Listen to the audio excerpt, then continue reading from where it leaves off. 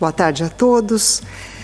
Nós estamos muito felizes em iniciar as atividades do Café Literário do VEA, que é a nossa Associação Cultural Brasileira em Heidelberg, Mannheim e na região. VEA é o Verein Entre Águas, né? A Associação Entre Águas, no Dia da Língua Portuguesa, em conjunto com os nossos parceiros, os nossos colegas da Universidade de Heidelberg, os institutos já citados aqui, não é? O Übersetzen und Dolmetschen, also de tradução e interpretação, o Seminário de Romanística, o Sprachlabor, o Laboratório de Línguas, no qual eu e a minha colega Silvia estamos, né? E também com o Instituto Camões.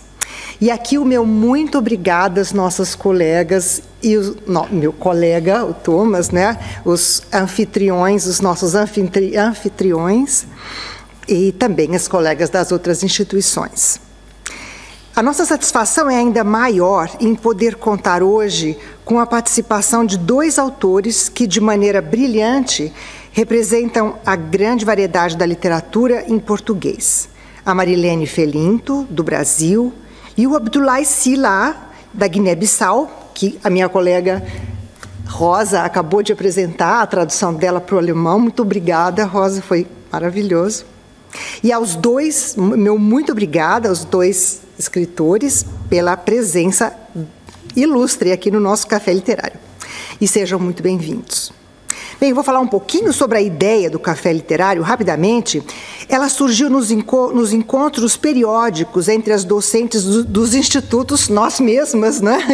As de sempre, que ensinam o português aqui na Universidade em Heidelberg, né? Nós pensávamos em modos de promover e divulgar o interesse pela língua portuguesa em Heidelberg e aqui na região. E com a fundação da nossa associação, o VEA, o Verein Entre Águas, em 2019, essa ideia se estendeu também para a divulgação de temas culturais e sociais do Brasil, mas sempre com enfoque no seu papel do Brasil dentro da comunidade lusófona. Para nós que vivemos fora, nós brasileiros, né, que vivemos fora dos nossos países de origem, é particularmente importante estar ao par da produção literária destes, sendo, a meu ver, a literatura talvez uma das melhores e mais fiéis expressões da estética, da cultura e da sociedade. E sem esquecer também o aspecto da construção, ou até da desconstrução, às vezes, identitária que nela reside. Assim, com o Café Literário, nós pretendemos periodicamente convidar autores portugueses, africanos e brasileiros para que nos transmitam em primeira mão as suas experiências literárias. Além disso, pretendemos também promover encontros de leitura compartilhada, que serão um espaço de troca, reflexões e debates sobre a língua portuguesa, com os docentes, estudantes e todos os interessados em geral. Então, só essas poucas palavras sobre o Café Literário, e todas as informações a respeito do Café Literário estão disponíveis no nosso site, estão disponíveis também no site aqui do IUD, do Instituto de Tradução e Interpretação. E agora eu passo a palavra para minha colega, Felícia Augusto Hönicke, que vai apresentar os autores e que vai fazer a moderação. Felícia. Olá. Então, é com muito prazer e muita alegria que eu saúdo o público aqui presente e aqueles que nos assistem via online e dou início a esse Café Literário, essa iniciativa tão maravilhosa da Associação Entre Águas, Café Literário que já começa em grande estilo, com dois nomes de peso, duas pessoas de continentes diferentes, pessoas com sotaques diferentes, pessoas que trabalham suas ficções de maneiras diferentes. Eu dou as boas-vindas, então, a Marilene Felinto, do Brasil, e a Abdoulaye Sylla, da Guiné-Bissau. Começo por apresentar a Marilene Felinto. Ela que é escritora, é tradutora e é jornalista. Nasceu em Recife, mas se mudou para São Paulo aos 11 anos de idade, e lá ela se formou em letras, português e inglês. Em 1983, ela ganhou o Prêmio Jabuti como autora revelação pelo romance As Mulheres de Tijuco Papo. Com este livro, ela ganhou também o prêmio de melhor romance inédito da União Brasileira de Escritores em 1982. Ela foi escritora convidada da Universidade da Califórnia, para ministrar um mini curso de literatura de escritoras brasileiras e foi escritora convidada também na Haus der Kultur in der Welt, aqui na Alemanha, em 1994. Foi convidada no Ministério da Cultura da França, em 1998, da Universidade de Coimbra, em Portugal, e também do Festival de Literatura Latino-Americana, em 2019, nos Estados Unidos. Eu cito aqui algumas das principais publicações de Marilene Felinto. As Mulheres de Tijuco-Papo, que já foi traduzido para o inglês, para o francês, para o holandês e para o catalão. O título Autobiografia de uma Escrita de Ficção, ou Por que as Crianças Brincam e os Escritores Escrevem, é um ensaio de 2019. O título Fama e Infâmia, uma crítica ao jornalismo brasileiro, de 2019. E também Outros Heróis e Este Graciliano, biografia, de 1983. A Marilene Felinto, como eu disse, ela é tradutora também, e ela traduziu alguns nomes bem importantes, como Virginia Woolf, Edgar Allan Poe e Thomas Wolfe. Além disso, ela é colunista do jornal Folha de São Paulo, foi colunista da revista Caros Amigos por 6 anos e foi ainda autora convidada da FLIP, que é a Feira Literária Internacional de Paraty. Nós vamos assistir agora um vídeo da Marilene Felinto. Eu preciso dizer que, por segurança, nós optamos por gravar um vídeo, mas daqui a pouquinho vamos poder falar diretamente com ela e também com o nosso próximo convidado. Então, com vocês, Marilene Felinto. Olá a todos, quero agradecer o convite da Silvia Bittencourt para eu falar nesse evento. Agradeço também a Felícia pela mediação, aos institutos envolvidos e aos participantes. Pediram que me apresentasse aqui, então eu sou essa brasileira, escritora de ficção e tradutora do inglês para o português. Também atuo como jornalista já faz tempo e atualmente eu sou colunista de um jornal chamado Folha de São Paulo. Eu sei que eu estou aqui principalmente para falar do meu romance As Mulheres de Tijuco-Papo. Então, começo dizendo que já faz 40 anos que eu escrevi esse livro. Eu escrevi quando eu tinha entre 20 e 22 anos de idade. E ele foi publicado em 1982, eu tinha 25 anos. Hoje eu tenho 63 anos, então já faz bastante tempo. Apesar disso, para mim é sempre um estranhamento vir a público falar do que eu escrevi, seja deste livro ou de qualquer outro. Eu me acostumei com muita resistência à ideia de que esse livro foi resultado daquele ato juvenil de jogar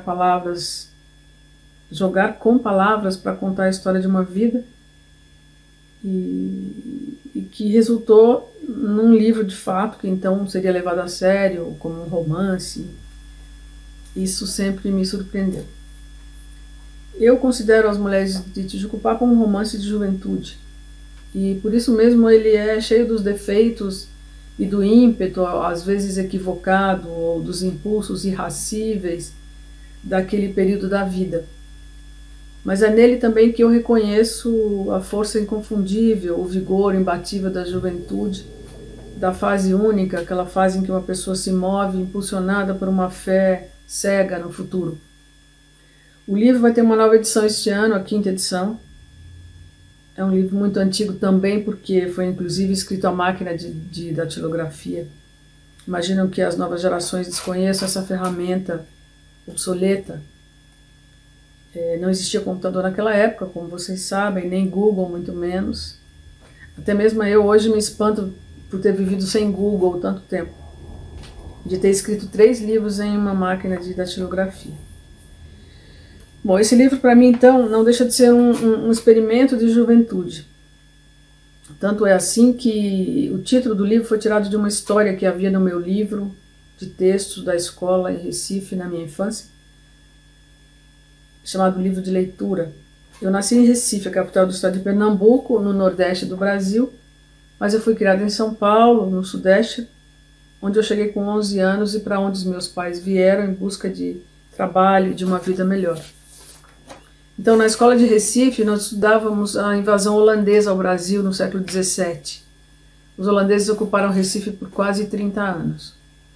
Então, naquele livro de leitura da escola, quando eu tinha cerca de 9 ou 10 anos, havia esse texto que se chamava As Mulheres de Tijucupapo. Era a história verídica de um grupo de mulheres que, naqueles anos de 1600, defenderam o vilarejo de Tijucupapo da invasão dos holandeses. Elas estavam sozinhas na vila, na ocasião, porque os homens tinham ido às feiras da região vender o que plantavam ou pescavam. E elas conseguiram sozinhas expulsar os holandeses do lugar. Então viraram heroínas desse lugar que se chama Tijucupapo e não fica longe da cidade de Recife. Quando eu escrevi o meu romance, eu não tinha mais o livro comigo. Só lembrava do título e eu o escolhi mesmo assim, mesmo não lembrando da história em si. Eu gostava do título e lembrava da ilustração, um desenho que era um grupo de mulheres que iam atravessando a cavalo velozmente o terreno de um lamaçal, carregando lanças pontiagudas, os cabelos longos esvoaçando ao vento. Aquela imagem nunca me saiu da cabeça. Mas somente depois que o livro foi publicado é que a mãe de um amigo, professora de história, me lembrou da história real das heroínas de Tijucupapo. Bom, eu contei tudo isso aqui só para dizer que esse romance é tanto um texto de juventude que tem a ver com esses episódios fortes da minha infância. E ele me serviu na época, obviamente sem que eu soubesse disso, serviu como uma espécie de elaboração psicológica e existencial para o trauma da mudança da minha cidade natal, Recife, para a grande metrópole do sudeste do país, que já era São Paulo na época. O Brasil, um país de dimensões continentais, embora tenha o português como língua universal e oficial, sem esquecer, obviamente, as diversas línguas indígenas, é um país que apresenta diferenças culturais bem marcadas entre suas regiões. No que se refere à língua, por exemplo, são diferenças de sotaque, de melodia, de ritmo, de sonoridade, de vocabulário. Quanto às diferenças climáticas também são grandes, muito acentuadas, que se refletem na produção da agricultura, de frutas, principalmente da cultura culinária, gastronômica, etc. Para além de tudo isso, havia também, naqueles anos de 1960, muita discriminação aos imigrantes que saíam do Nordeste pobre para o Sudeste do país. Imigrantes nordestinos foram considerados durante muito tempo cidadãos de segunda classe no Sudeste, e de certo modo ainda são.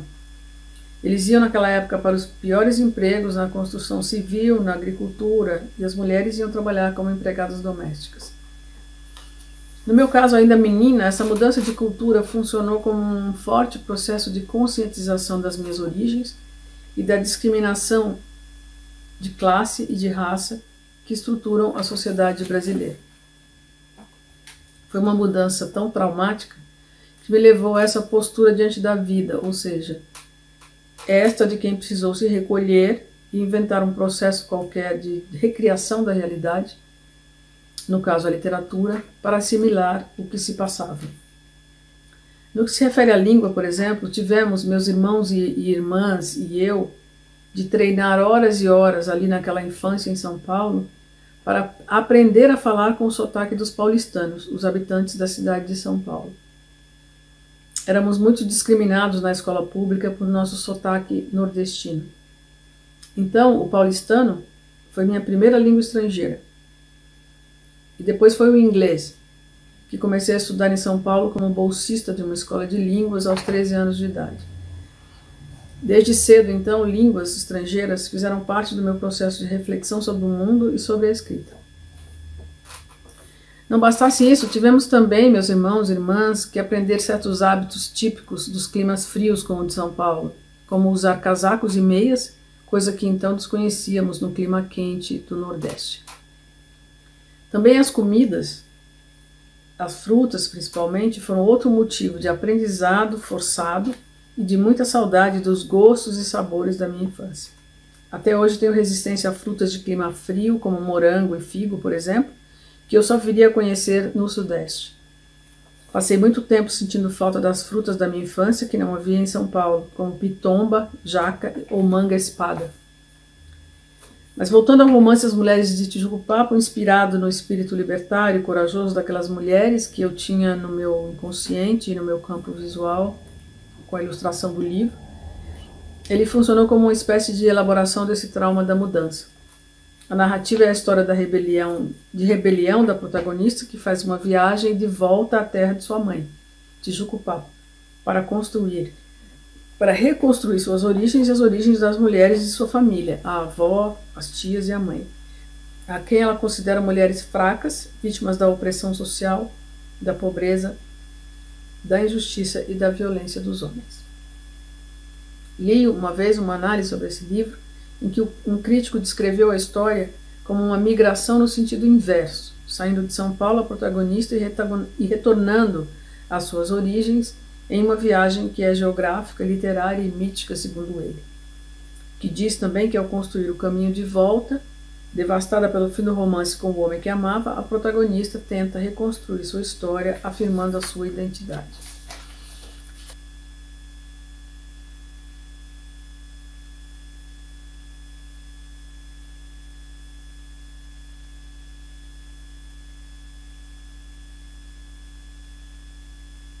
Bom, depois dessa apresentação, então, eu vou ler alguns trechos do livro que a Silvia me pediu também. São 3 pequenos trechos. Primeiro é do capítulo 4.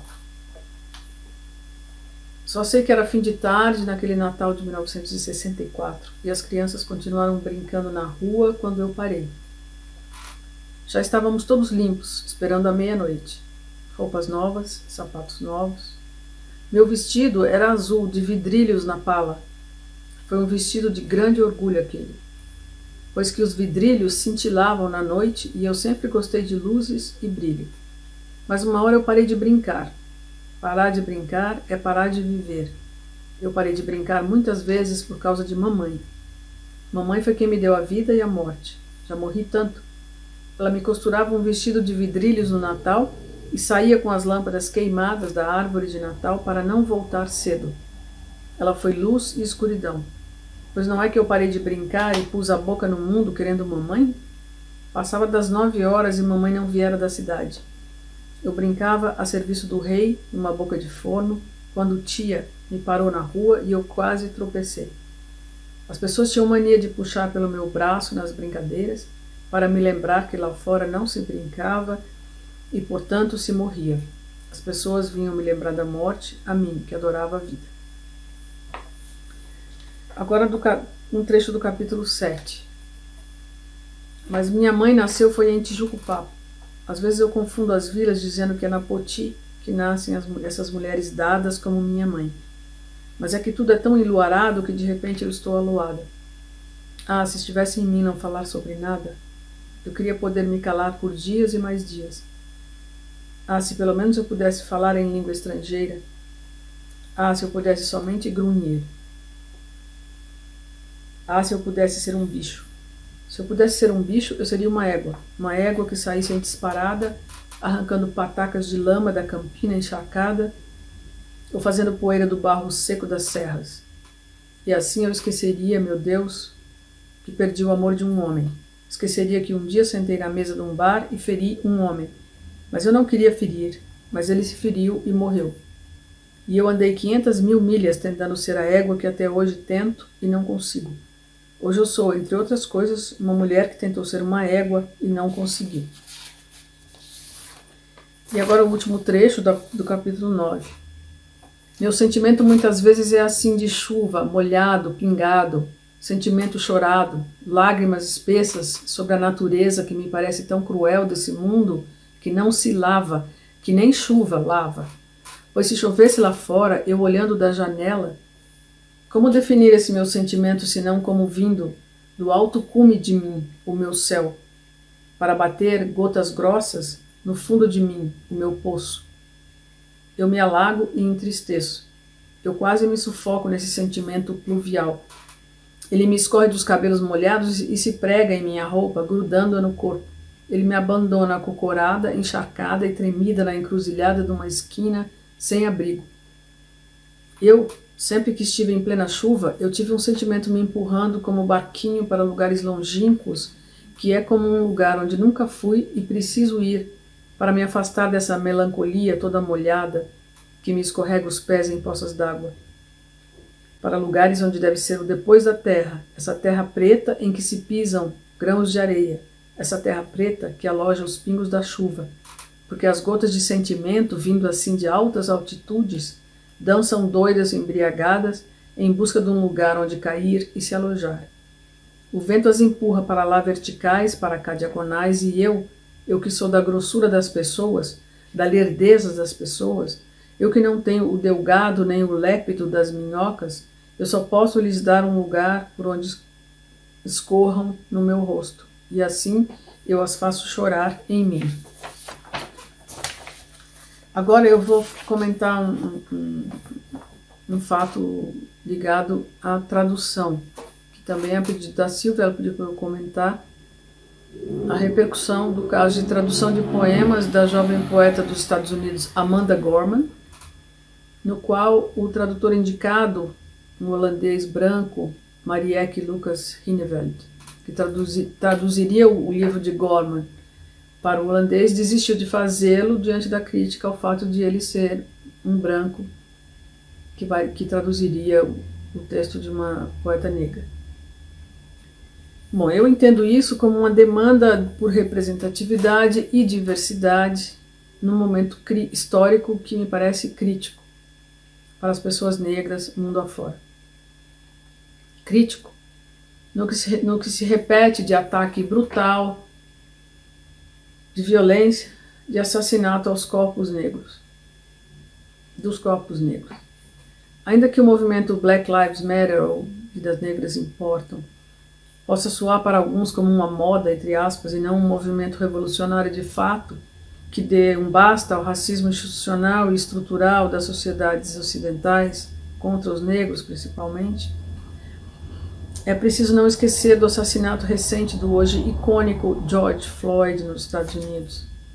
É preciso não esquecer dos milhares de negros que são assassinados pela violência policial no Brasil, por exemplo, onde está instituída hoje, mais do que nunca, pelo governo fascista de Jair Bolsonaro, a necropolítica contra os corpos de crianças, jovens, homens e mulheres negros nas periferias, nas favelas das metrópoles brasileiras como Rio de Janeiro e São Paulo, todos os dias. Eu entendo, então, a crítica à escolha de um tradutor branco para a poesia de Amanda Gorman como uma demanda legítima neste momento histórico.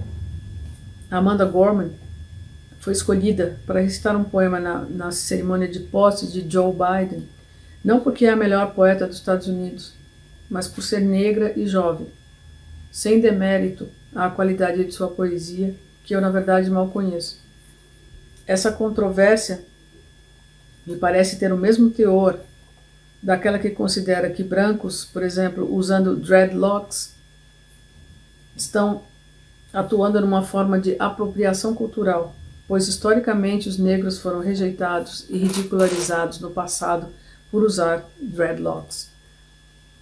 Devo dizer que já traduzi para o português um número razoável de autores de língua inglesa. No período em que eu mais traduzi, nos anos de 1980 e 1990, não havia essa demanda de tradutores negros para obras de negros. Eu sempre traduzi como atividade profissional, aliás, de quem precisa trabalhar para viver. E nunca nenhuma editora brasileira me ofereceu textos de um autor ou autora negros para traduzir. Das poucas vezes em que eu pude escolher traduzir, escolhi autoras ou autores brancos. Entre eles, a inglesa Virginia Woolf, por exemplo. Desde os tempos de universidade, eu gostava muito da obra de Virginia Woolf e de toda a aura que envolvia sua vida e sua morte. Escolhi seus textos para traduzir porque queria, de certo modo, viver um pouco daquela atmosfera em que ela viveu. Traduzir é penetrar na língua e na linguagem do outro e, portanto, na sua cultura também. Essa interação é bonita e importante. O único autor negro norte-americano que traduzi foi Ralph Ellison, autor do clássico romance The Invisible Man, O Homem Invisível. Eu não conhecia Ellison até traduzir dele 2 contos que me foram oferecidos pelo editor do Caderno de Cultura do jornal Folha de São Paulo em 1998. Os contos foram publicados no próprio jornal naquele ano. Depois disso, me apaixonei por Ellison. Hoje, por coincidência, estou terminando a tradução de discursos de Malcolm X para uma editora de São Paulo a pedido dessa editora. Vejo que somente hoje, aqui no Brasil, autores ou personalidades negras como Frantz Fanon e Malcolm X começam a ser traduzidos como nunca antes. A que se deve isso? Moda? Uma onda passageira que desperta interesses comerciais nos editores? Espero que não. Espero que seja uma resposta a essa demanda legítima a que me referi. Certamente a Holanda tem tradutores negros que poderiam traduzir Amanda Gorman. É preciso não esquecer da desigualdade de oportunidades que tem relegado a vida dos negros mundo afora à situação de precariedade, de exclusão que perdura ao longo de séculos. Isso precisa ser interrompido. Isso precisa acabar. Eu, apesar disso, eu sempre tive dificuldade de enquadrar minha literatura nos nichos de literatura negra ou literatura feminina, porque eu não escrevo sobre minha condição de negra, exatamente, nem de mulher, exatamente. Embora esses temas estejam de algum modo imbricados nos meus textos. Sempre achei que a literatura e a arte, em geral, não necessita de classificação de raça ou de gênero, porque é agênera, em princípio, e sem raça, porque é apenas humana.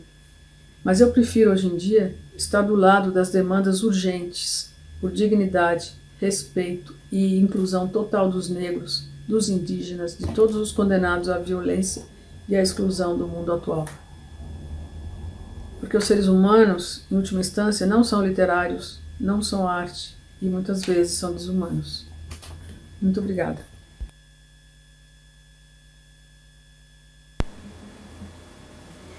Obrigada, Marilene Felinto, por esse depoimento tão necessário. Bom, agora eu vou lá para o outro lado do Atlântico e vou apresentar o nosso outro convidado, Abdoulaye Sylla, o engenheiro das palavras. Ele, além de escritor, é engenheiro, é economista e investigador social. Nasceu e cresceu em Katió, uma pequena cidade no sul da Guiné-Bissau, onde frequentou a escola primária, mas se mudou em 1970 para Bissau a fim de frequentar o liceu. Abdoulaye Sylla tomou parte nas brigadas de alfabetização do país e foi testemunha de momentos históricos importantes, como a luta armada de libertação nacional. De 1979 até 1985, ele frequentou a Universidade Técnica de Dresden, aqui na Alemanha, onde se formou em engenharia eletrotécnica. Mais tarde, se mudou para os Estados Unidos, onde terminou os seus estudos e pós-graduações. Foi fundador da Citec e da Egitel, que são importantes empresas de telecomunicações na Guiné-Bissau. Agora trabalha como consultor técnico, como consultor na área de tecnologias de informação e comunicação e também como editor, dando apoio a organizações sem fins lucrativos. Abdoulaye Sylla é reconhecido como uma das vozes de maior destaque na literatura contemporânea na Guiné-Bissau. Escreveu o primeiro romance daquele país, publicado em 1994, com o título Eterna Paixão, e escreveu também o romance A Última Tragédia. Quem esteve aqui mais cedo ouviu a Rosa falar sobre esse romance. Ele já foi traduzido para o francês, para o inglês e italiano, e a nossa colega Rosa Rodrigues traduziu agora, em 2021, para o alemão pela Leipziger Literaturverlag com o título Die letzte Tragödie. Abdoulaye escreveu também Mistida, As Orações de Mansata, Dois Tiros e uma Gargalhada, o romance Memórias Somânticas e ainda o drama Cangalutas. Todos esses títulos foram publicados pela Guzman Editora. Nós vamos ouvir agora o nosso convidado, Abdoulaye Sylla.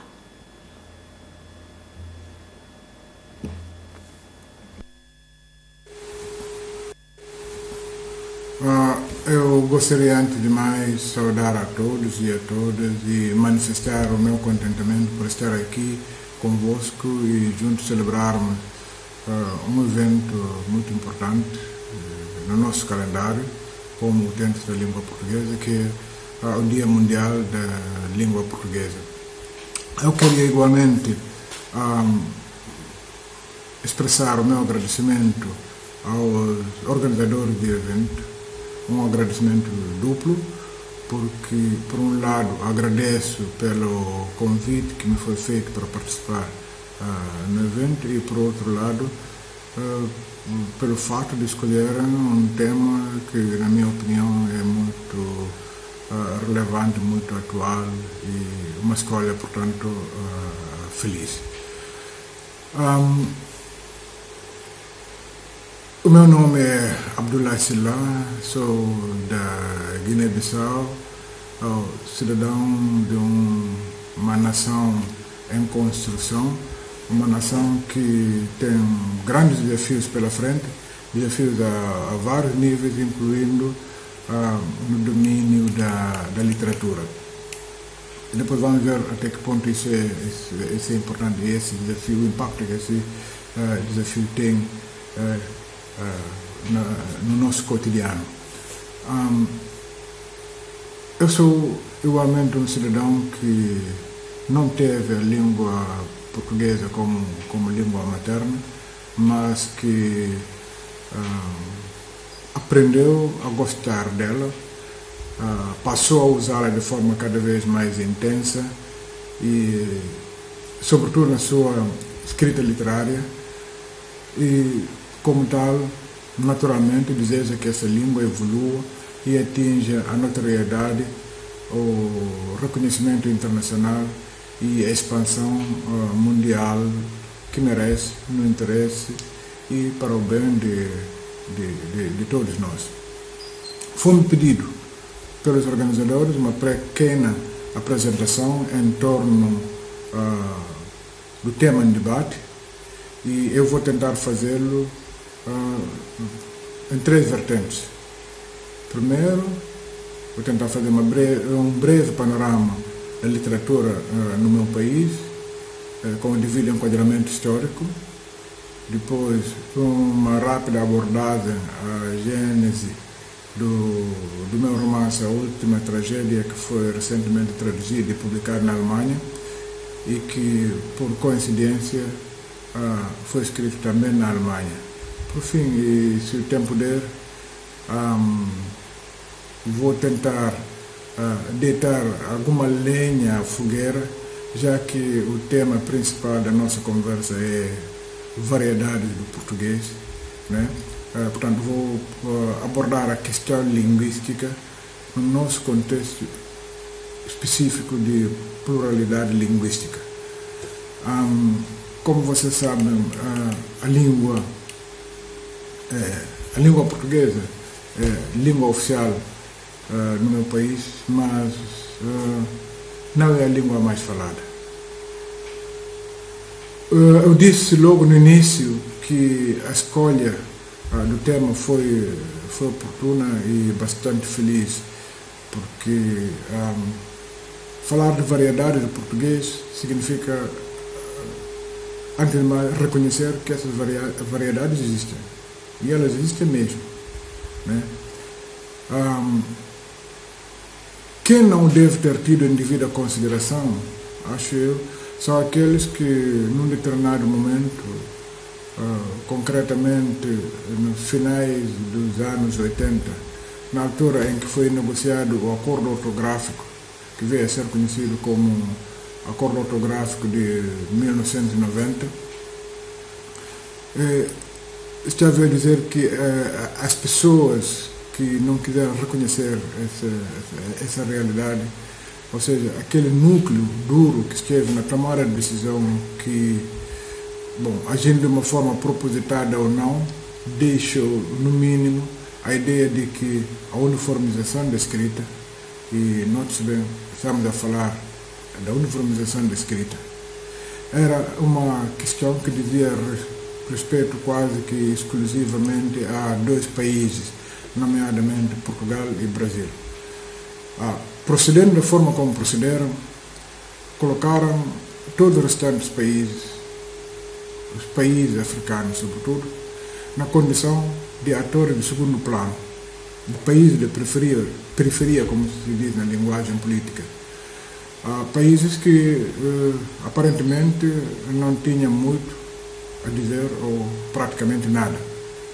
Sabe-se que, é bom na verdade, é preciso dizer que houve posteriormente uma tentativa de corrigir o tiro, quer a nível do Instituto Internacional de Língua Portuguesa, quer através de outras ações que foram desenvolvidas no quadro da CPLP. Mas o que importa é isto: o resultado, no fundo, é praticamente nulo, ou pelo menos não teve nenhum impacto visível aos olhos do cidadão comum, como é o meu caso. Mas, por favor, não me entenda mal. O ponto que eu quero salientar é somente este. Nós, os cidadãos que têm o português como língua oficial, como língua literária, língua de escrita literária, como língua de comunicação tout court, temos uma palavra a dizer. Temos um contributo específico que pode ser considerado valioso sob vários pontos de vista a oferecer. Um contributo valioso, sobretudo, quando se trata da dinamização, da revitalização desse patrimônio comum, do reconhecimento e expansão desse patrimônio que é a língua portuguesa a nível internacional. Nesse contexto, a condição de países periféricos não devia ser o interesse de ninguém.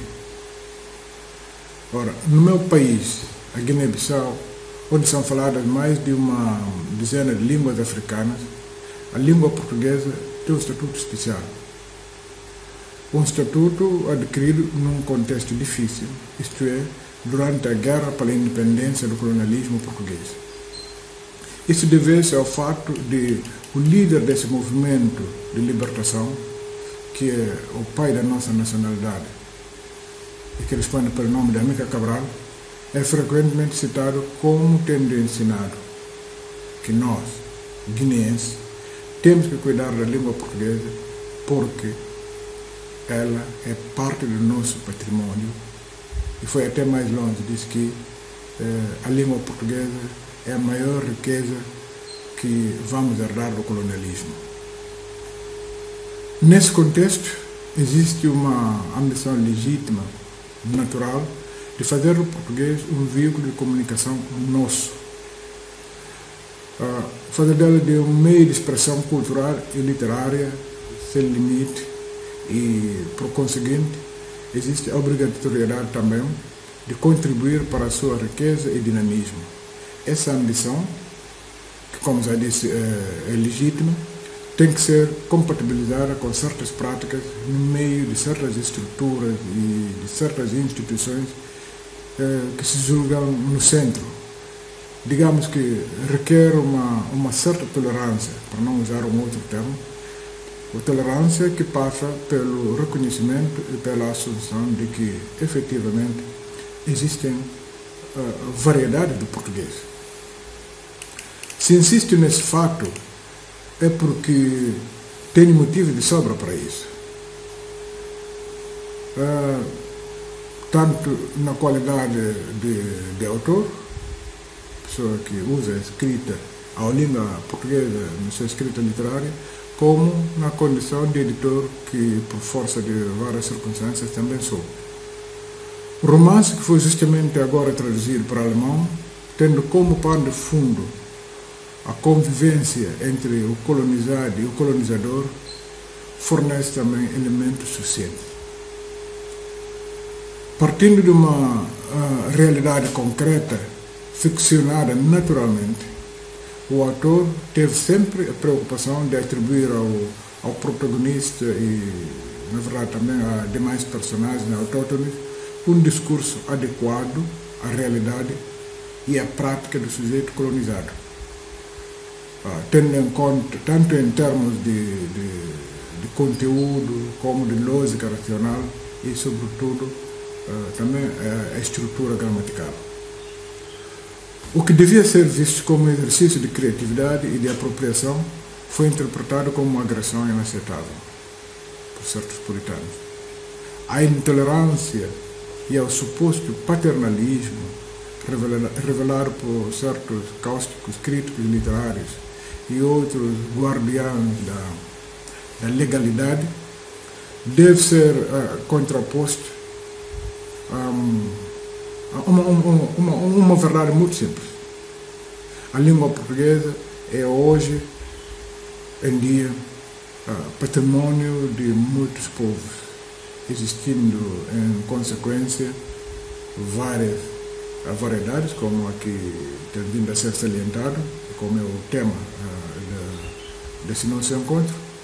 Variedades essas, cada uma delas contribuindo para o seu enriquecimento e a afirmação internacional da língua. Ora, o romance A Última Tragédia, que foi concebido e produzido num contexto específico e no âmbito de um projeto pessoal bem definido, tem muita coisa que se lhe diga nesse contexto, ou no âmbito do tema que estamos a abordar. Antes de mais, devo dizer que quando iniciei a aventura, nunca podia imaginar que a literatura iria tomar tanto do meu tempo. Para os que não sabem, eu estudei engenharia e trabalhei sempre como engenheiro. É aí que eu ganho o meu sustento. No início dessa aventura, escrever era para mim um simples hobby, que apesar de toda a paixão que suscitava, não podia ter um lugar de relevo na minha agenda de trabalho. Essa situação mudou a partir de um determinado momento.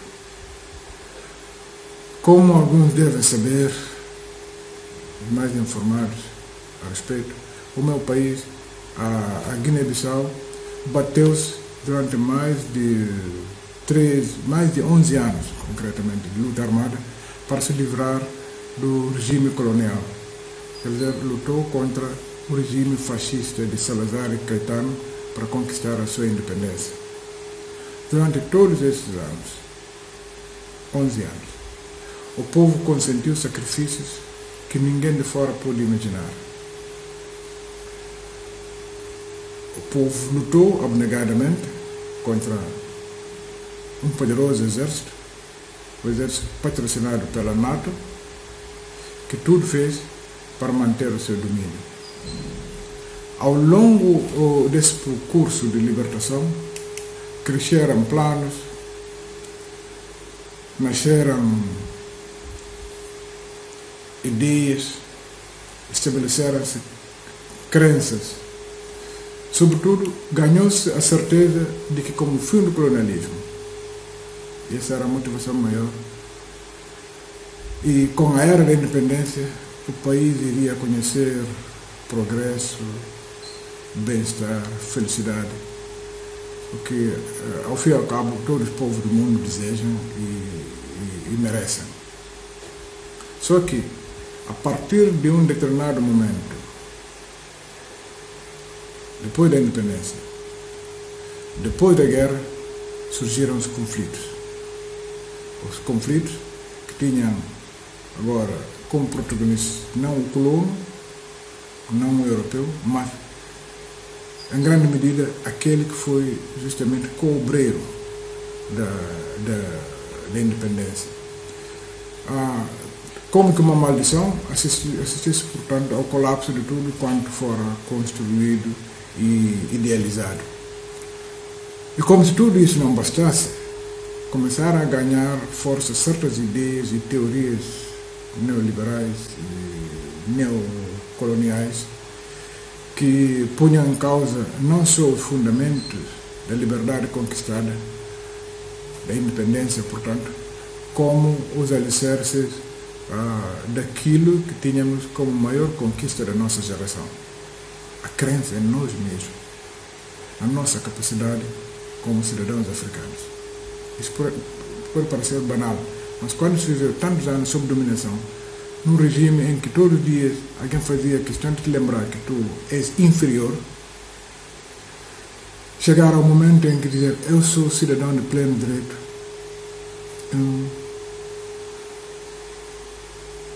é uma grande conquista. Mas essa maldição, essa sensação de falhanço a que me referi, é preciso dizer que não foi, infelizmente, só uma experiência local da Guiné-Bissau. Há, naturalmente, países que fugiram a essa situação, constituem uma exceção. Mas a verdade é que, sendo um fenômeno global a nível do continente, surgiu uma onda generalizada de intervenção cívica como consequência, né? Toda a ação causa uma reação.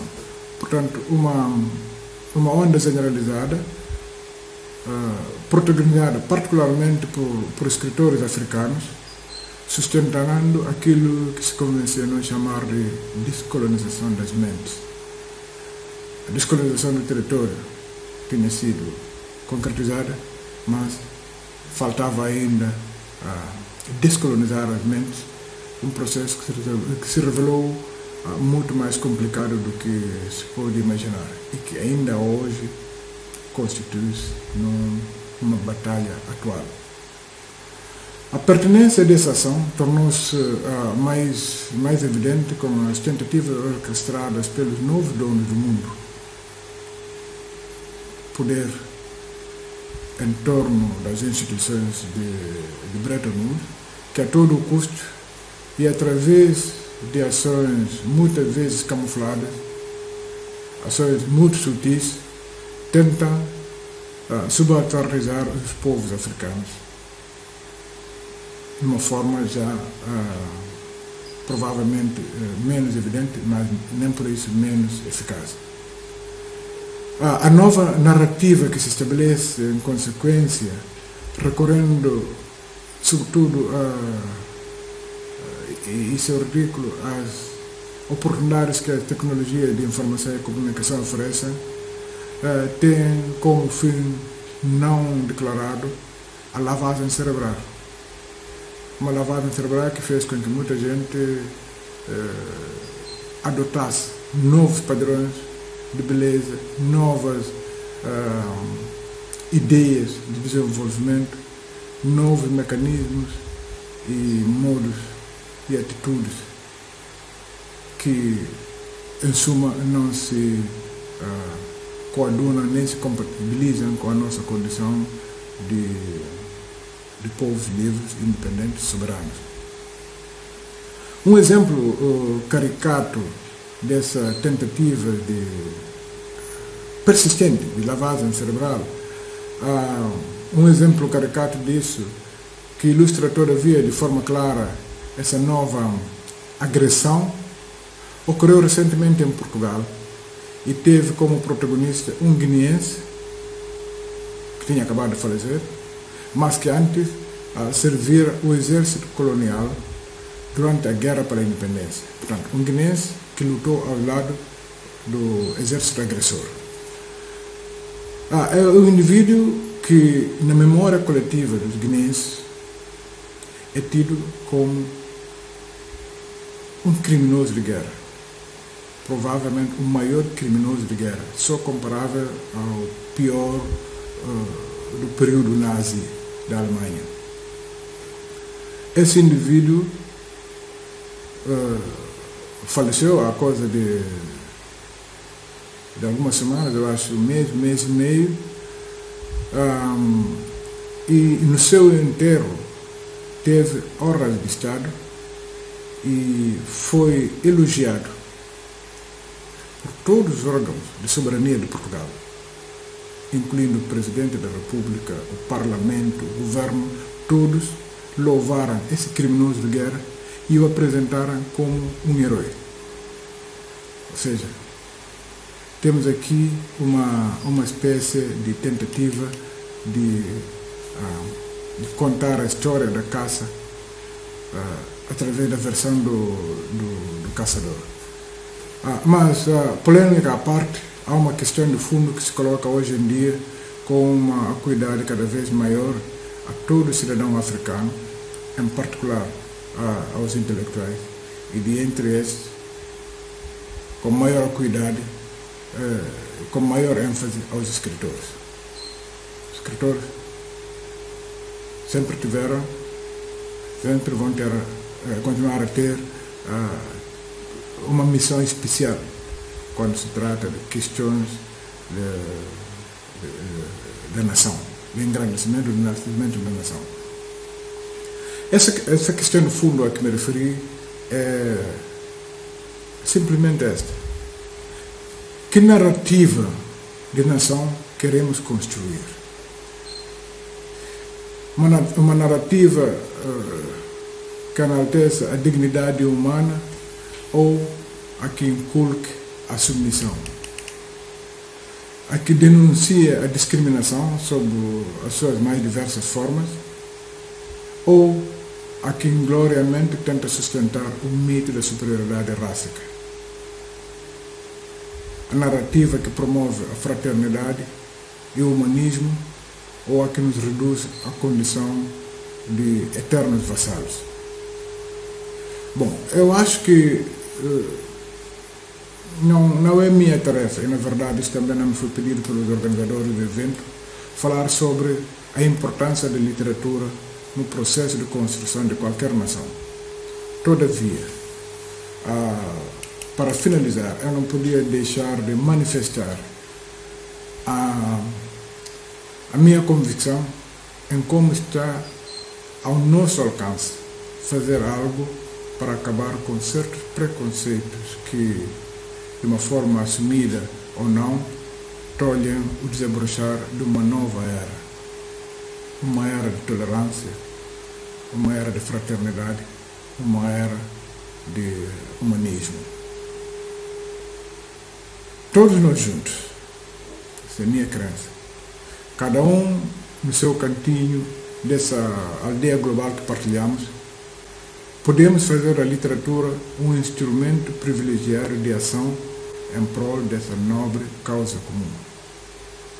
E como toda a literatura se expressa através de uma língua, façamos com que esta língua, esta bela e rica língua que partilhamos, a língua portuguesa, seja cada dia mais reconhecida como uma língua universal e universalizante, caracterizada pela sua apropriação por todos quantos, sempre em pé de igualdade, nos diferentes cantos do mundo, nela procuram exprimir os seus sonhos, os seus amores. Muito obrigado e um feliz Dia Mundial da Língua Portuguesa. Abdullah, nós aqui agradecemos por esse depoimento também tão necessário. Bom, eu passo agora a palavra à minha colega Silvia Bittencourt, ela tem uma pergunta, e logo depois a palavra fica aberta então ao público, né? Podem fazer suas perguntas no chat. Muito obrigada. Felícia, primeiramente, muito obrigada, Marilene e Abdullah, por essa bela contribuição de vocês. É certo que os dois estão aí? Os dois estão ouvindo a gente? Sim? Ok. Eu tenho duas perguntas, uma pergunta para a Marilene, uma pergunta para o Abdullah, eu já vou fazer as duas agora, e enfim. Marilene, começando com você, você é autora de romances, contos e de crônicas de jornal.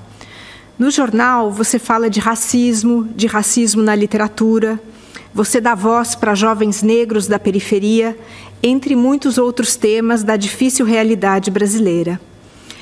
Nessas 4 décadas escrevendo ficção e 2 décadas, talvez, de jornalismo, sempre trazendo para o leitor temas como a discriminação, você diria que existe hoje na sociedade brasileira uma sensibilidade maior para a questão do racismo e da desigualdade? Essa é a minha pergunta para a Marilene, a pergunta que eu tenho para o Abdullah. Abdullah, você mencionou um ponto no final da sua palestra que me interessa, a responsabilidade de um escritor na construção de uma identidade nacional, a responsabilidade de promover mudanças, entre elas, no seu caso, a estabilidade política na Guiné-Bissau. Você escreve em português, a língua oficial do seu país, mas que é falada por uma minoria. Primeiramente, eu tenho uma pergunta prática. Costuma-se fazer traduções do português para o crioulo? E como promover mudanças escrevendo na língua de uma elite, de uma minoria? Essas são as minhas perguntas. Acho que podemos começar com a Marilene. Sim, boa noite aí na Alemanha agora a todos. Agradeço novamente o convite aos institutos e a presença de todos os participantes. A pergunta da Silvia, o que eu tenho a dizer é que, sim, eu acho que tanto no Brasil quanto no mundo é um momento histórico de muito alerta para as questões de discriminação racial, de racismo, de violência racial no mundo todo. E no Brasil, essa é uma questão muito, muito presente hoje. E eu, como colunista de um jornal, esse é um dos meus temas há muito tempo. Embora não seja um tema literário para mim, o jornal é um espaço que eu utilizo exatamente para fazer esse tipo de questionamento, de denúncia enfim, para dar espaço a um país como o Brasil, em que esse tema passou muito tempo adormecido, eu acho, nas últimas décadas. Então eu acho que sim, eu acho que estamos muito atentos aqui para isso, não só o movimento negro, que no Brasil é um movimento bastante antigo e que tem um espectro muito amplo de vários grupos, coletivos, etc., mas que é um movimento que luta há muito tempo pela melhoria das condições do negro e pelo fim do racismo no país, embora seja extremamente difícil. O Brasil é um país ainda de senhores escravocratas que herdaram essa cultura da escravidão, país extremamente desigual, de uma classe dominante, especialmente a classe política, a classe empresarial, insensível à questão da desigualdade social. Então, importante no Brasil também nesse momento é a juventude negra mais radical, que eu chamo de mais radical, mas na verdade é somente uma juventude que expressa o seu inconformismo de uma maneira mais incisiva, digamos assim, e que então rejeita o sistema político partidário brasileiro. Isso é importante também salientar, e eu acho que estamos vivendo uma espécie de falência da democracia no Brasil nesse exato momento, com esperança de que a democracia volte a se fortalecer quando esse governo acabar, o governo Jair Bolsonaro, que é um governo explicitamente racista, que várias vezes declarou isso em público. É um presidente racista e a sua equipe é racista. Há pouco tempo, um dos seus funcionários muito próximos foi pego numa transmissão ao vivo fazendo um gesto nazista absurdo. Então agora ele foi julgado por uma comissão do Senado e de fato se concluiu que esse homem fez um gesto racista, nazista, enfim. Então estamos vivendo essa situação dramática no Brasil hoje, não só porque se trata de um governo fascista que diante de uma pandemia gravíssima, prefere negar o que ocorre, mas também temos no que se refere ao racismo, às lutas contra o racismo no Brasil, isso está muito mais presente hoje, eu acho.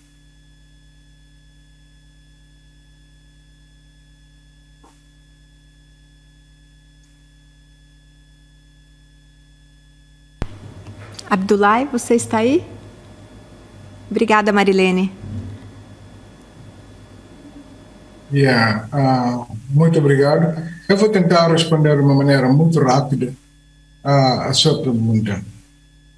Primeiro aspecto é a responsabilidade do escritor no processo de construção da nação. Como eu disse na minha intervenção anterior, eu sou cidadão de uma nação em construção, ou seja, faz parte das minhas obrigações cidadãs, antes de mais, velar pela boa saúde dessa criança que, quando nasceu, eu já tinha 16 anos. Há esse aspecto, digamos, moral. Por outro lado, como escritor, tenho que me juntar a todos aqueles que, de uma forma paciente, efetiva e persistente, lutam para que, por um lado, o sentimento de pertença num contexto como o nosso seja intensificado, a identidade nacional saia reforçada e que, a partir daí, possamos, de facto, construir aquela nação una e próspera e pacífica e solidária que pretendemos e que prometemos a nós mesmos ao longo do processo de luta pela independência. E como é que se consegue fazer isso? O exemplo que nós temos de todas as outras partes do mundo é esse. A construção da nação tem uma componente fundamental, que é o mito. O mito. E como é que se consegue passar, criar, desenvolver, apresentar esse mito de modo que seja atraente para o cidadão comum? E ele o adota. A literatura pode fazer isso melhor do que qualquer outra arte. Por questão de tempo não poderia alongar mais sobre isso. O segundo aspecto tem a ver com a questão da língua. Esse é um dos maiores problemas que nós temos neste país e em outros países. É uma questão de atualidade. E, parecendo simples, óbvio, não é. Eu digo-vos que não é. Por quê? Porque, pessoalmente, estou envolvido com esta questão desde o primórdio da independência. O meu primeiro trabalho foi da alfabetização. Eu entrei na alfabetização em 1975, a guerra acabou. Em 1974, eu entrei como voluntário para a alfabetização, por motivos muito fortes. E em 76, 77, adotamos o método do professor Paulo Freire, que alguns de vocês devem conhecer. E um dos veículos, um dos elementos mais importantes desse método era a sua aproximação com as ambições, com o sentimento daqueles que são mais desfavorecidos. E como é que, nessa altura, se decidiu fazer a alfabetização? Por que esse processo de alfabetização, depois de mais de 35 anos, não teve sucesso? Ou pelo menos não atingiu as metas que na altura foram preconizadas. Um dos motivos fundamentais foi porque não se deu a devida atenção a uma questão crucial, a língua da alfabetização. E também nesse processo houve a intervenção de elementos, chamemos de nefastos, porque quiseram, no âmbito da ação de certas mentes ainda colonizadas, impor procedimentos e métodos que, a partir era claro que não iam funcionar. O português, como eu disse antes, é língua de trabalho, é língua oficial, é língua de muita coisa, mas não é a língua mais falada pelo guinense. O guinense, como não fala português. Nós aprendemos a falar português falando com os outros. Um guinense, quando está com um outro guinense, não fala português. É muito raro isso acontecer. Então, quando não se fala a língua no dia a dia, não se pode exigir que o alfabetizado use essa língua. Qual é a utilidade prática? Bom, nós não vamos inventar a roda novamente. Isso não tem nada de outro mundo. Nós queremos melhorar o domínio do português, porque hoje em dia o português é muito mal utilizado, muito mal dominado, justamente porque no sistema de ensino não se conseguiu uma metodologia que permitisse que, de fato, a realidade fosse tida em devida conta. Não se fala o português em casa, não se fala português na rua, fala-se português na escola e só na escola. Não vai funcionar. Nós temos a percepção, nós temos a convicção de que o português é nosso. Nós temos que cuidar dele. Temos que fazê-lo, torná-lo mais prático, mais útil. Em relação a isso também não há dúvida nenhuma, mas a maneira como se pretende atingir esse objetivo está errada e está mais do que comprovado que este não é o caminho certo para fazer isso. E tradução não há. A literatura no meu país tem desafios enormes. Há coisas que eu, como cidadão, até me sinto constrangido a revelar, porque se eu disser que no currículo escolar do ensino obrigatório já não há o ensino da literatura nacional, ninguém vai acreditar. Portanto, isso dá a dimensão do desafio que nós temos como cidadão, como escritores. E é isso que eu também me referi no início da minha intervenção anterior. Obrigado. Muito obrigada. Marina, temos alguma pergunta? Nós não temos pergunta no chat ainda, mas eu tenho uma pergunta. Posso fazer a minha, então?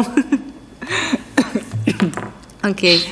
Muito obrigada pela apresentação de ambos. Foi muito, muito, muito interessante. E eu gostaria de fazer uma pergunta à Marilene. Bom, do ponto de vista de tradução, como sempre, a gente sempre acaba puxando a brasa para a própria sardinha. Mas, enfim, você mencionou na sua apresentação a sua situação pessoal de ter passado muitos anos traduzindo sempre escritores brancos, sem nem mesmo perceber, e que atualmente existe uma consciência maior com relação a isso, e que agora você está traduzindo os discursos do Malcolm X, enfim, uma outra relação com isso. O que eu gostaria de saber é o seguinte: você mencionou isso porque, na sua opinião, a voz do tradutor é relevante à luz do sentido do lugar de fala, o que significaria que é importante que um escritor negro seja traduzido por uma voz negra também, ou porque você acha relevante, ou uma consciência geral atual, de dar mais visibilidade para os escritores negros, que, como em diversos outros aspectos culturais, enfim, por muito tempo foram negligenciados. Então, essa é a minha questão. É uma questão mais ligada ao lugar de fala e que seria importante um tradutor negro trazer a voz de um escritor negro para uma outra língua, ou é uma questão de visibilidade, de fomentar a visibilidade do escritor negro?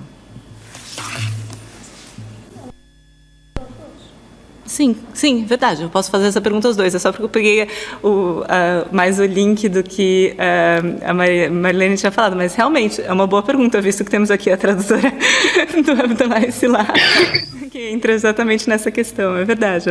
A minha pergunta vai muito bem também para os dois. Bom, eu tenho reservas a essa expressão lugar de fala. O que eu quis dizer na minha fala sobre a tradução da Amanda Gorman é que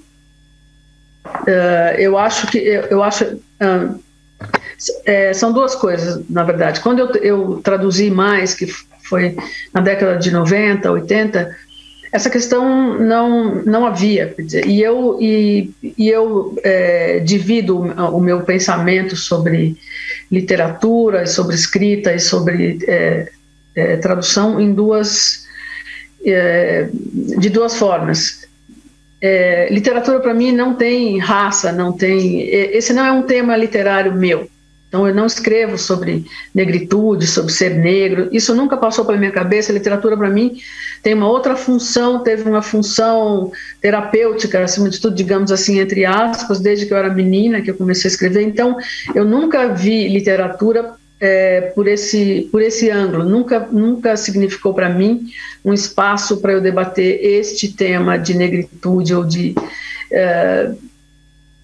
E eu não sei porquê, quer dizer, não é que eu não fosse, que eu não me visse como uma pessoa negra, discriminada, etc. Eu acho que os tempos mudaram, principalmente, quer dizer, em relação ao lugar em que esse tema aparece, quer dizer, para mim, jamais será um tema literário, porque eu não escrevo desse modo literatura, mas é um tema de reflexão minha, tanto nas colunas que eu escrevo, e agora, como eu fui questionada sobre isso, e como existe no Brasil, no mercado editorial, digamos assim, todo um movimento já há algum tempo, principalmente hoje, para que os escritores negros tenham lugar, tanto os estrangeiros quanto os brasileiros, quer dizer, uma espécie de reparação universal, que eu acho que começou nos Estados Unidos e que se espalha pelo mundo hoje, quer dizer, eu acho que isso é importante, porque os negros precisam, porque eu acho que é fundamental que se dê aos negros oportunidade, tanto quanto se dá aos brancos mundo afora, tanto no mundo da tradução, quanto no mundo acadêmico. Então, assim, mas eu não acho que, por exemplo, eu, uma jovem de 20 e poucos anos, 30 anos, querendo ser Virginia Woolf, é um absurdo, só porque eu sou negra, quer dizer, não podia ser uma inglesa do século XIX, sei lá, e século XX, meados do século XX, mas eu admirava aquela vida da Virginia Woolf, que vivia entre outros artistas famosos ali, naquela coisa londrina. Então, eu quis traduzir por isso, quer dizer, o que me levou a escolher aqueles autores não é que eles eram brancos ou pretos, naquela época não havia isso. E hoje, quer dizer, eu não escolheria um autor para traduzir porque ele é branco ou negro.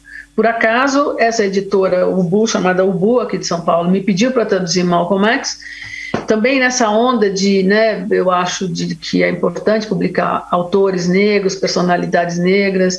Então, eu acho que nesse momento em que isso está muito à flor da pele, né, o movimento Vidas Negras Importam, então eu acho fundamental que nesse momento uma questão controversa como essa da Amanda Gorman tenha lugar para que isso seja respondido de uma maneira também reparadora, né, para os negros. Então, eu não vejo nenhum problema, quer dizer, em que aquele autor que ela mesma indicou que traduzisse os seus textos, traduzisse, mas já que houve essa reclamação, eu acho que ela tem que ter espaço e tem que ter uma resposta que seja reparadora, do meu ponto de vista.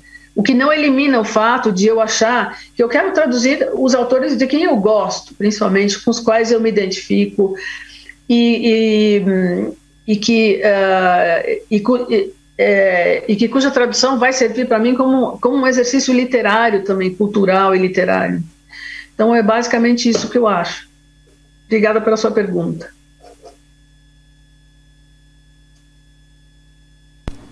Abdullah, você gostaria também de fazer algum comentário com relação a isso?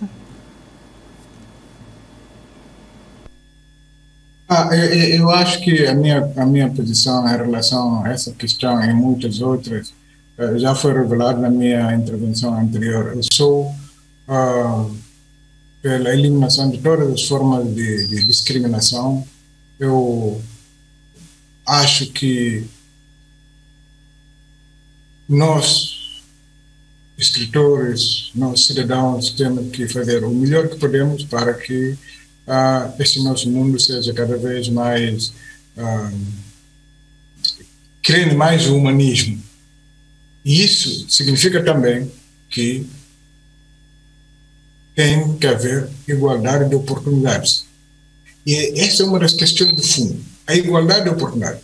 Não é escola de elite para uns e a escola de miséria para outros. Não é, sabe, isso que nós vemos no nosso dia a dia em vários países e que não ajuda em nada. Isso não nos leva a sítio nenhum.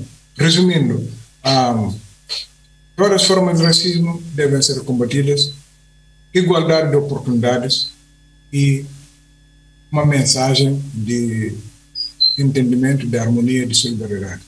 Essa é a minha posição.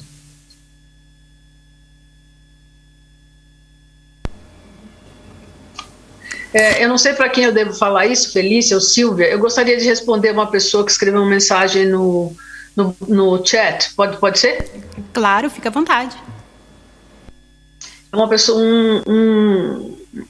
se chama Denner. E o Denner fez uma objeção à minha fala sobre o governo Bolsonaro, então eu gostaria de responder. Eu não sei se tem que ler a fala dele ou vocês leem, como é? A Marina vai fazer a leitura. Por favor, Marina. O comentário do Denner foi o seguinte: boa tarde. Frente ao que foi falado por Marilene, não posso me calar. Sou preto e fui morador de periferia. Infelizmente, o que foi dito por ela sobre o governo Bolsonaro não é a realidade, é apenas a impressão pessoal e ideológica dela, que isso fique muito claro. Então, o que eu queria dizer ao Denner é o seguinte: Denner, esta é a realidade. São mais de 400, nós vamos chegar a 500 mil mortos em julho pela Covid-19 por negação desta pandemia do governo fascista de Jair Bolsonaro. Então, isso é a realidade, não é uma impressão minha, são dados concretos, nós temos todas as provas. Estamos agora com uma CPI aberta no Senado, no Congresso brasileiro, que está julgando ex-ministros bolsonaristas que negaram a pandemia, que não providenciaram vacinas. Então, assim, você é preto da periferia, com todo respeito, há pretos de direita no Brasil. Então, existe uma forte corrente de direita que também inclui negros. Agora, isso não é a minha ideologia, nem é a minha impressão pessoal, só quero frisar isso, tá? E esta é a realidade que eu descrevi do governo racista e fascista de Jair Bolsonaro. Obrigada. Marilene, nós é que agradecemos pelo seu posicionamento aqui. Obrigada. Será que temos mais perguntas no chat? Eu acho que nós já chegamos ao nosso tempo final, né? Então, infelizmente, eu agradeço muitíssimo a participação de todos vocês, Marilene Felinto, Abdullah Silá e o público. Muito obrigada. Espero que nós possamos nos ver em alguma outra situação. Muito obrigada.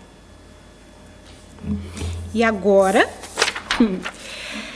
nesse evento não poderia ficar de fora também uma apresentação musical, não é? Para dar vazão às nossas emoções. É com muito prazer que nós vamos ouvir hoje Cris Gavazzoni e Mônica Tomasi.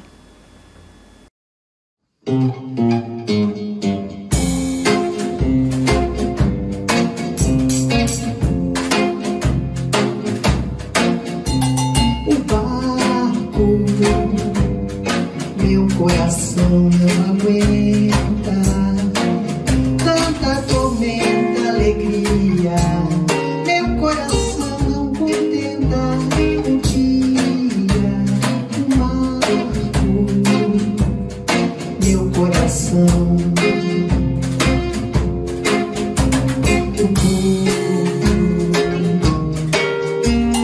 Não, navegar é preciso, viver não é preciso. Navegar é preciso, viver não é preciso. O barco, noite no céu tão bonito, sorriso, sono perdido, horizonte, madrugada, o porto, o arco da madrugada,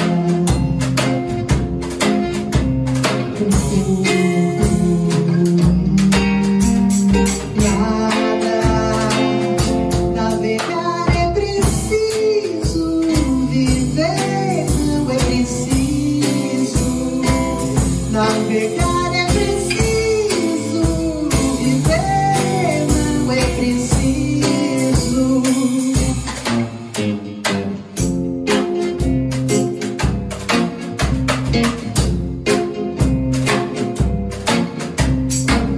Mudam-se os tempos, mudam-se as vontades, muda-se o ser, muda-se a confiança.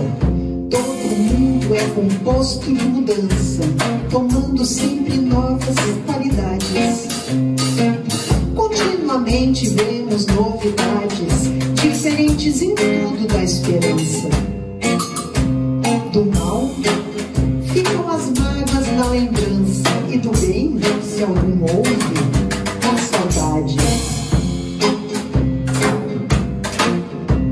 O tempo cobre o chão de verde manto, que já coberto foi de neve fria. Enfim, converte em choro o doce canto. E afora esse muda-se a cada dia, outra mudança faz de morre espanto, que não se muda já como subia. O barco, o automóvel brilhante, um trilho solto, barulho no meu dente, em tua veia, o sangue, o charco, barulho lento, o corpo, silêncio. Navegar é preciso, viver não é preciso. Navegar é preciso, viver não é preciso. Navegar é preciso, viver não é preciso. Navegar é preciso, viver não é preciso.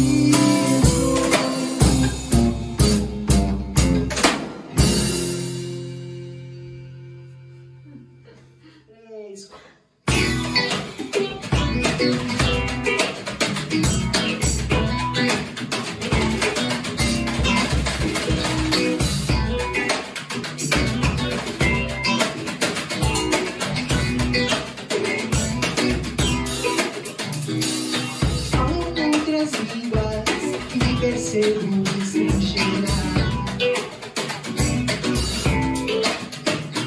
Se há hipocrisia, eu me percebo estrangeira. Se falam mal da sua mãe, a alma dos nossos olhos ainda é brasileira. Se querem mesmo criticar, venha por favor desmoronar a casa inteira. No disfarce da fobia, eu me percebo estrangeira. Quem governa não sacia, acredita que a miséria é passageira. Se a luz do mundo ninguém viu, a roda da fortuna atropela o samba enredo. Será que Deus vem ao Brasil, ver nossa miséria sem cantar nem ter medo? Falam outras línguas, yeah, yeah.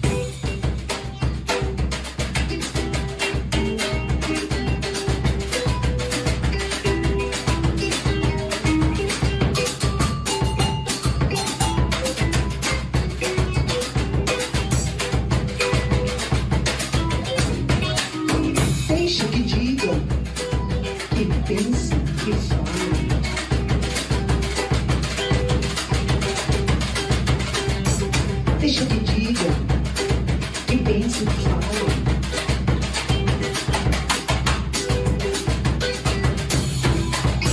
Deixa que diga, que pense e fale. Minha pátria é minha língua.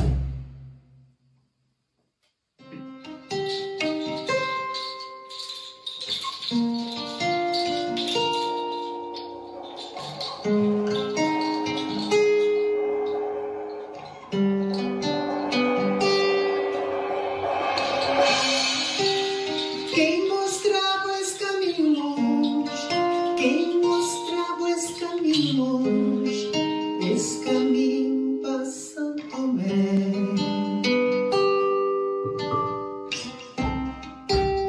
Quem mostrava esse caminho longe?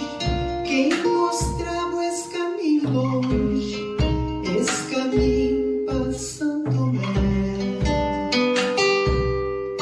Saudade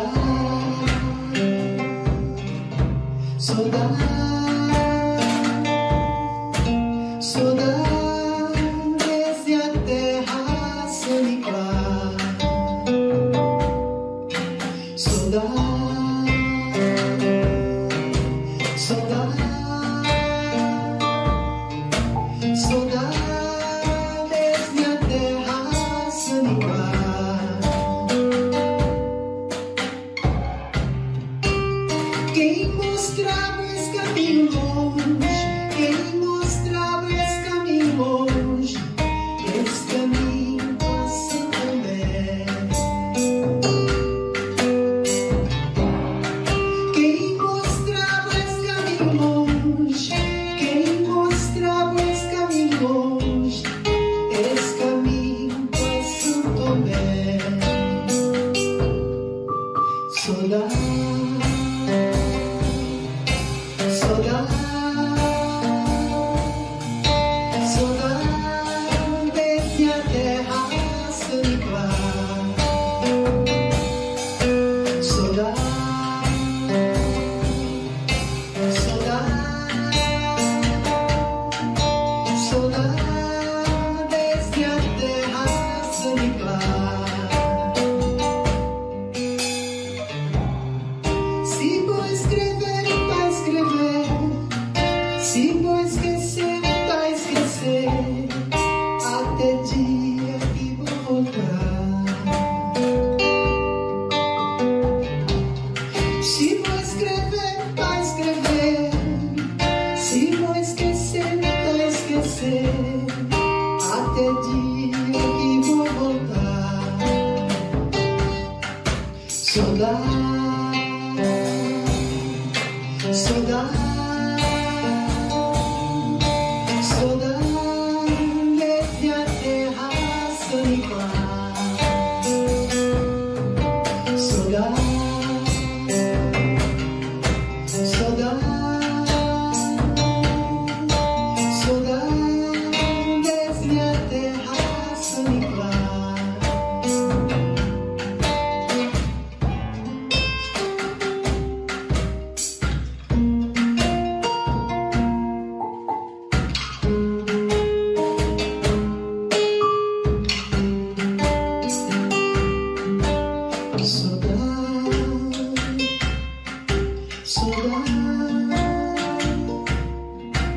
Saudade desde a terra sanitar.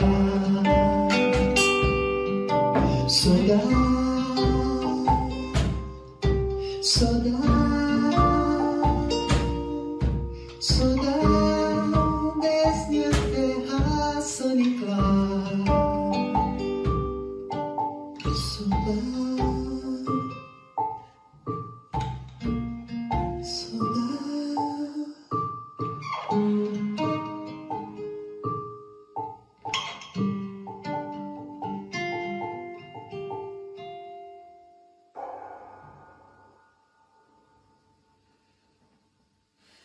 Última! 3.